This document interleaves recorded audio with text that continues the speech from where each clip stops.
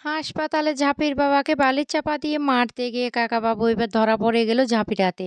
হ্যাঁ বন্ধুরা, এমনটা হতে চলেছে আজকের পর্বে। বিস্তারিত জানতে ভিডিওটিতে লাইক দিয়ে চ্যানেলটিকে সাবস্ক্রাইব করে পুরো ভিডিওটি তোমরা দেখতে থাকো। গল্পের শুরুতে আমরা দেখতে পারবো ব্লাড ব্যাংকের সেই ব্লাডটা অন্য একজন লোককে দিয়ে দেওয়ায় অনেক ঝামেলা পাকিয়ে দেয় দীপ। আর তখনই বিধান কোনো রকম সেটা ম্যানেজ করে, কিন্তু এদিকে ব্লাড কোথাও খুঁজে পায় না।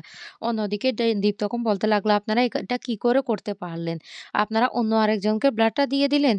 এরপরে বিভিন্ন জায়গায় ব্লাড খোঁজাখুঁজি করা হয়, কিন্তু কোথাও ব্লাড পাওয়া যায় না।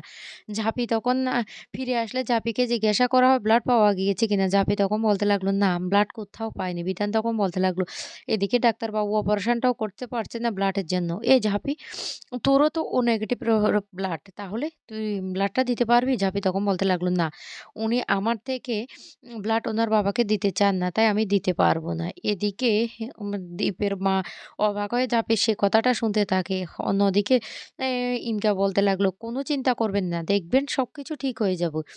এইদিকে দেখা যায় দীপও ফিরে আসে, কিন্তু দীপ কোথাও ব্লাড জোগাড় করতে পারেনি। তখন দীপ কান্না করতে থাকে।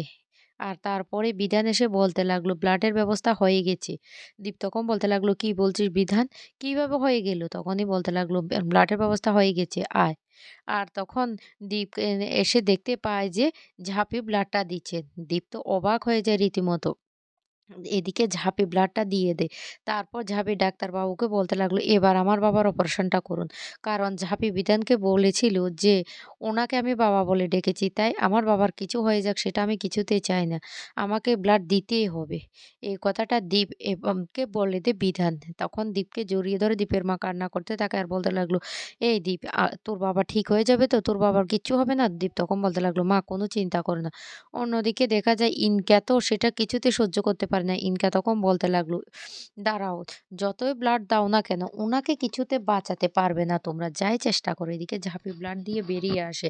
আর তখনই দীপ বলতে লাগলো, থ্যাংক ইউ ঝাঁপি। ঝাঁপি তখন বলতে লাগলো, আমি কাউকে ছোট করার জন্য ব্লাডটা দিইনি, উনাকে আমি বাবা বলে ডাকি, তাই ওনার জীবনটা বাঁচানোর জন্যই আমি ব্লাডটা দিয়েছি, বুঝতে পারছেন? তাই থ্যাংক ইউ দিয়ে আমাকে ছোট করবেন না। দীপ তখন বলতে লাগলো, না তুমি এইভাবে আমার বাবাকে ব্লাড দিয়েছো, আমার সেই জন্য আমি কথাটা বললাম। তখনই ঝাঁপি বলতে লাগলো, তার কোনো প্রয়োজন নেই। আর সেই মুহূর্তে ডাক্তাররা খুব ছোটাছুটি করতে থাকে এদিক ওদিক। তখন ডাক্তারদের ছোটাছুটি দেখে বলতে লাগলো, কি ব্যাপার বিধান, কেন ডাক্তাররা এভাবে ছোটাছুটি করছে? তখন একজন ডাক্তারকে জিজ্ঞাসা করা হয়। ডাক্তার তখন বলতে লাগলো, অপারেশন করার সময় হঠাৎ করে ওনার ব্লাডটা ফলস হয়ে গেছে, কি করব কিছু বুঝতে পারছি না, একমাত্র ভগবানকে ডাকা ছাড়া কোনো পথ নেই। এই বলে ডাক্তারবাবু সেখান থেকে চলে যায়। ঝাঁপি তখন বলতে লাগলো, না বাবার কিছুই হতে পারে না, বাবার কিচ্ছু হতে আমি দেব না। বাবা ঠিক হয়ে যাবে। এইভাবে তীরে এসে তরি ডুবতে আমি দেব না। এই বলে ঝাঁপি গিয়ে কান্নাকাটি শুরু করে ঠাকুরের কাছে। আর বলতে লাগলো, ঠাকুর তুমি তুমি আমার বাবাটাকে ভালো করে দাও। তুমি আমার বাবার কোনো ক্ষতি করবে না। তারপরে দেখা যায় কাকাবাবু এদিকে বাড়িতে বসে বসে সেই খুনের ঘটনাটা মনে করতে থাকে আর বলতে লাগলো, আমি তো ধরা পড়ে গেছি, দাদা তো আমাকে দেখতে পেয়েছে। ইনকা তখন বাড়ি ফিরে আসে। ইনকাকে দেখে তখন বলতে লাগলো, তুমি বাড়ি ফিরে এসেছো? আমি তো ধরা পড়ে গেছি। তখন ইনকা বলতে লাগলো, কিভাবে? তখন বলতে লাগলো, আমি আমি যখন ওর দাদাকে ছুরি মারছিল তখনই সামনে গিয়েছিলাম, দাদা আমাকে দেখে ফেলেছে। এই কথাটা বলার সাথে সাথে ইনকা তখন বলতে লাগলো, এই কথাটা তো আমাকে আগে বলবি, তুমি এখন বলছো? অন্যদিকে দেখা যায় হাসপাতালে ঝাঁপি ঠাকুরের সামনে বসে খুব কান্নাকাটি করতে থাকে আর আরতি করতে থাকে। তখন অবাক দৃষ্টিতে তাকিয়ে থাকে দীপের দীপের মা সবটা দেখতে থাকে। ঝাঁপি তারপর বলতে লাগলো, ঠাকুর তুমি আমার বাবাকে সুস্থ করে দাও, আমি তোমার কাছে আর কিচ্ছু চাই না। এদিকে অপারেশন আবার শুরু হয়ে যায়। অন্যদিকে ঝাঁপি তখনও কান্না করতে থাকে তার বাবার জন্য। তখন দীপের মায়ের কষ্ট হতে থাকে ঝাঁপির সেই কান্না দেখে। এদিকে দীপও দাঁড়িয়ে দাঁড়িয়ে সবটা দেখতে থাকে। তারপরে হঠাৎ করে ডাক্তারবাবু অপারেশন থিয়েটার থেকে বেরিয়ে আসে। তখন রীতিমতো সবাই চমকে যায়। দীপ তখন বলতে লাগলো, কি ব্যাপার বাবা ঠিক আছে তো? তখন ডাক্তারবাবু বলতে লাগলো, অপারেশন সাকসেসফুল, ওনাকে বেডে দেওয়া হবে। আপনাদের মধ্যে যে কোনো একজন ওনার সাথে গিয়ে দেখা করতে পারেন, তবে ওনার এখনো জ্ঞান ফিরে আসেনি, কালকে সকালবেলা ওনার জ্ঞান ফিরে আসবে। এই কথাগুলি বললে তখন ঝাঁপি খুব খুশি হয়ে যায়।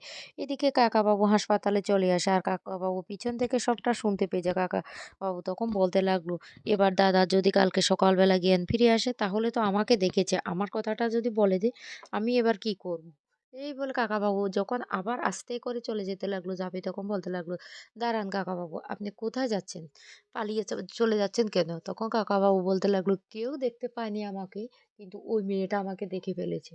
তখন কাকাবাবু বলতে লাগলো, "আমি পালিয়ে যাবো কেন? আমি তো দাদাকে দেখতে এসেছি।"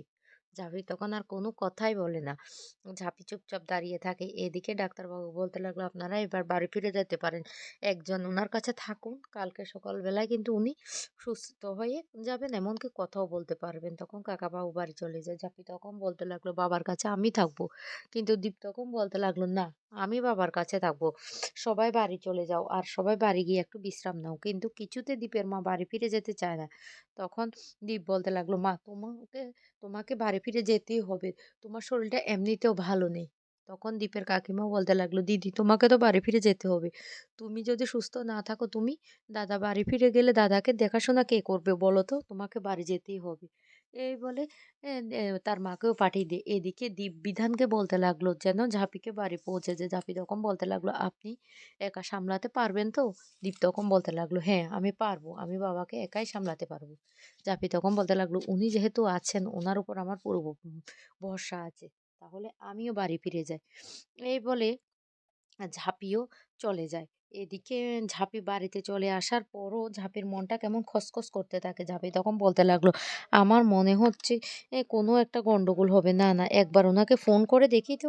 ও অন্যদিকে দেখা যায় কাকাবাবু বাড়িতে বলতে লাগলো, "আমি আমি এবার কি করব? কালকে সকালবেলায় তো দাদার জ্ঞান ফিরে আসবে। আর তখন তো দাদা আমার কথাটা বলে দেবে।"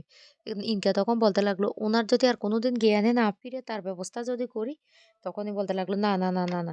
দরকার নেই। অনেক পাপ করেছি। আর পাপ করতে চাই না। আমি দাদার কাছে গিয়ে সমস্ত সত্যিটা খুলে বলবো। এমনকি দাদার হাতে পায়ে ধরে কান্নাকাটি করব। দাদা যেন আমাকে ক্ষমা করে দেয়।"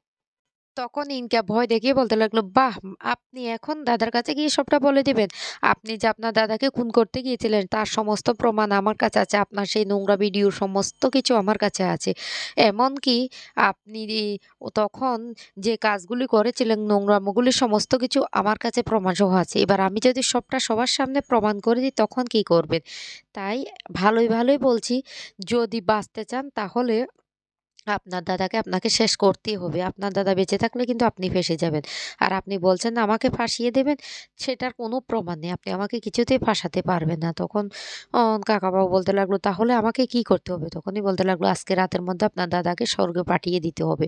বুঝতে পারছেন আমি কি বলছি? এদিকে ঝাঁপির মনে বারবার খসখস করতে থাকে তার বাবার জন্য। তখনই ফোন করে দীপের কাছে। দীপকে জিজ্ঞাসা করতে থাকে, "দীপ কোথায় আছে?" দীপ তখন বলতে লাগলো, "আমি একটু বাড়িতে এসেছি বাবার কাগজ নেওয়ার জন্য।" এই কথা বলাতে ঝাঁপি তখন বলতে লাগলো, "আপনি কি করে এই কাজটা করতে পারলেন? ওনার উপর এত বড় একটা অ্যাটাক হয়েছে তারপরও আপনি ওনাকে একা ফেলে চলে এসেছেন।" এই বলে ঝাঁপি মোবাইলটা রেখে দিয়ে দৌড়ে হাসপাতালে ছুটতে থাকে। অন্যদিকে কাকাবাবু চলে যায় হাসপাতালে। আর সেখানে গিয়ে বালির চাপা দিয়ে যখনই ঝাঁপির বাবাকে মারতে যাবে তখনই ঝাঁপি এসে হাজির হয়। ঝাঁপি তখন বলতে লাগলো, "কাকাবাবু, আপনি এই কাজটা করতে পারলেন?" তখনই ভয় পেয়ে যায় কাকাবাবু। আর তখন বলতে লাগলো, "আমি করতে চাইনি, আমাকে ক্ষমা করে দাও। ইনকাই বলেছে আমাকে এই কাজটা করতে।" ঝাঁপি তখন রীতিমতো অবাক হয়ে যায় আর বলতে লাগলো, "আপনি এটা কি বলছেন?" তখন কাকাবাবু বলতে লাগলো, "হ্যাঁ, ইনকাই বলেছে আমাকে ওনাকে মেরে ফেলতে।"